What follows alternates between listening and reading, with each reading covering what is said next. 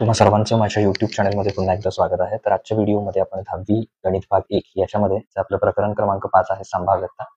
तर त्या संभाव्यता प्रकरणातील संकीर्ण प्रश्नसंग्रह 5 मधला प्रश्न क्रमांक जो 15 आहे, तर त्याचं उत्तर आपण या व्हिडिओमध्ये बघणार आहे. तर प्रश्न क्रमांक 15 काय आहे? तर आपल्याला 0, 1, 2, 3, 4 यापैकी अंक घेऊन एकूण 2 अंकी संख्या तयार करायची. अंकांची पुनरावृत्ती केली तरी चालेल, म्हणजे 2, 2, 3, 3 किंवा 1, 1 असे अंक घेतले तरी चालतील. त्यानुसार खालील घटनांची संभाव्यता काढ. आता याच्यामध्ये सगळ्यात पहिल्यांदा आपल्याला यस जो काय आहे तो लिहावा लागेल. 2 अंकी संख्या तयार करायचं झालं तर पहिला 0 घेऊन 0, 1 ही 2 अंकी संख्या ही नसणारच आहे. ओके, ही एकच आहे संख्या, म्हणजे 1 अंकी किंवा 0, 2 ही सुद्धा 1 अंकीच संख्या. त्यामुळे पहिल्यांदा 0 घ्यायचं नाही. तर सुरुवात कुठून करूया? पहिल्यांदा 1 पासून करूया. मग 1 बरोबर 0 घेतले 10. अंकांची पुनरावृत्ती चालते. बऱ्याचदा प्रश्न अंकांची पुनरावृत्ती न करता असतो, पण इथं आहे अंकांची पुनरावृत्ती. त्यामुळे 11 चालेल, 12, 13 आणि 14 4 पर्यंत अंक आहेत. त्यानंतर दुसरा जो येणार आहे तो घ्यायचा 2 घ्यायचा.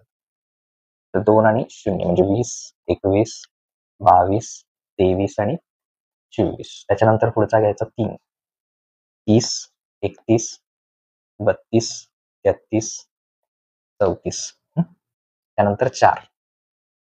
तर इथे 40, 41, 42, 43 आणि 44. तर ह्या जर एकूण संख्या बघायच्या असतील तर हे 3, 3 दोन्ही 6, 3 त्रिक 9, 3 चौक 12, 3 5 15 आणि 2 17, 17 आणि 3 20. हे टोटल किती असणार आहे? NS बरोबर 20. आता त्याच्यानंतर पुढे पहिलं घेऊया आपण घटना ए. तर कुठली पाहिजे पहिल्यांदा संख्या आपल्याला? ती संख्या मूळ असणे. मूळ संख्या असणे असं लिहूया.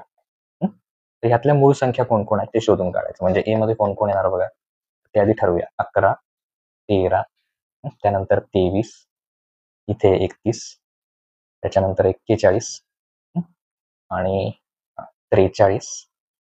तर ह्या सगळ्या संख्या येणार. तर ह्या सगळ्या लिहून घेऊया. 11, 13, 23, 31, त्याच्यानंतर 41, 43. तर ह्या टोटल किती संख्या झाल्या बघा? हे 3 आणि हे 3 6. म्हणजे NA मधील घटकांची संख्या किती झाली? 6. मग आता PA म्हणजे ए ची संभाव्यता काढूया. मूळ संख्या मिळण्याची संभाव्यता. तर संभाव्यताचं सूत्र काय आहे? NA छेद NS. मग NA किती आहे? ए मधल्या घटकांची संख्या 6 आणि NS किती आहे? 20. NA 6 आहे आणि NS 20 आहे. तर समजा या दोघांना जर का आपण 2 ने भाग घालवला तर ए या घटनेची संभाव्यता अंश आणि छेदाला एकाच संख्येनं भागू शकतो आपण. म्हणजे किती येणार? 2 त्रिक 6 आणि 2 दा 20. म्हणजे पहिलं मूळ संख्या मिळण्याची संभाव्यता किती येणार आहे? 3/10. परत ती संख्या 4च्या पटीत असणे.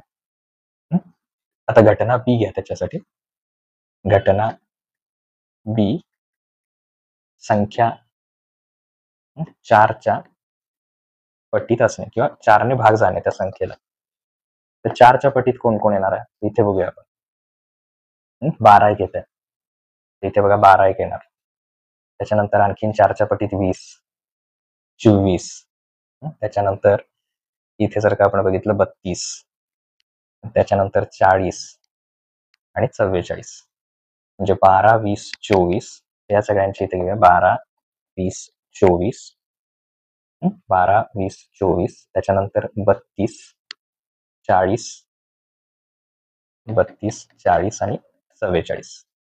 तर हे येतील सगळे 32, 40 आणि 44. याच्या व्यतिरिक्त कुठलीही नाही आहे संख्या 4च्या पटीत. ही संख्या जर मोजली, हे 3 आणि हे 3 परत किती येणार आहेत? 6 येणार आहेत. म्हणजे बी मधल्या घटकांची संख्या किती येणार? 6. मग मगासारखंच बीचं काय येणार? सूत्र बी ची संभाव्यता बरोबर NB छेद NS. मग NB आहे 6 आणि NS आहे 20. परत जर का आपण 2 ने भाग घालवला दोघांना तर काय येणार? 2 त्रिक 6 आणि 2 दा 20. म्हणजे याची सुद्धा संभाव्यता किती येणार? 4च्या पटीतली 3/10. हे झालं दुसरं झालं. आता त्यानंतर ती संख्या 11च्या पटीत असणे. आता इथं लिहूया. घटना सी संख्या, जी संख्या आपल्याला मिळणार आहे ती संख्या 11च्या पटीत असणे. संख्या 11च्या पटीत असणे. आता सी मध्ये कोण कोण येणार आहे 11च्या पटीत, म्हणजे तर बघा इथे 11च्या पाड्यामध्ये थोडक्यात. तर इथे आहे 11 एके 11, 11 दोन्ही 22 आहे, 11 त्रिक 33 आणि 11 44, म्हणजे एकूण 4 आहे. ओके, 11 एके 11, 11 दोन्ही 22, 33 आणि 11 44, म्हणजे सी मधल्या घटकांची संख्या किती झाली एकूण, हे 4 आहे. आता सी ची संभाव्यता काढायची, म्हणजे पी सी बरोबर एन सी छेद एन एस. एन सी किती आलेला आहे 4 छेद एन एस म्हणजे किती 20. मग आता याच्यात सोपं रूप दिल्यावर 4 1 4 आणि 4 पंचे 20 म्हणजे किती येणार 1 छेद 4 ने भाग घालला, 4 1 4, 4 पंचे 20, तर 1 छेद 5. म्हणजे थोडक्यात मूळ संख्या, मग सगळी उत्तरं खाली परत एकदा लिहायची. मूळ संख्या मिळण्याची संभाव्यता बरोबर 3 छेद 10. 4च्या पटीत संख्या मिळण्याची संभाव्यता सुद्धा 3 छेद 10 आणि 11च्या पटीत संख्या मिळण्याची संभाव्यता 1 छेद 5.